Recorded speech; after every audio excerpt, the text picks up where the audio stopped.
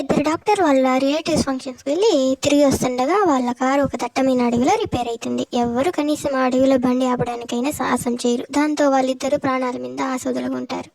అదే సమయంలో అక్కడికి బండి మీద ఒకతను వచ్చి ఏమైంది అడిగి జరిగింది తెలుసుకొని 1 గంట సేపు కష్టపడి కార్ని రిపేర్ చేస్తాడు. దాంతో డాక్టర్లు నీకు చాలా థ్యాంక్స్, నీకు ఎంత డబ్బు కావాలో చెప్పు, ఎంతైనా ఇస్తామని అంటారు.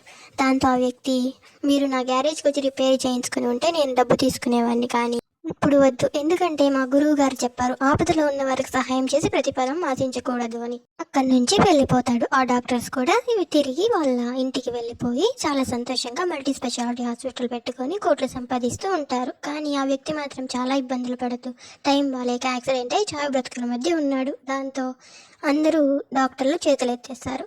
సో ఆ ఇద్దరు డాక్టర్ల దగ్గరికి వాళ్ళ బంధువులు ఆ వ్యక్తిని తీసుకెళ్తారు. వాళ్ళు ఎంతో కష్టపడి ఆ వ్యక్తిని కాపాడుతారు. Thanks for watching.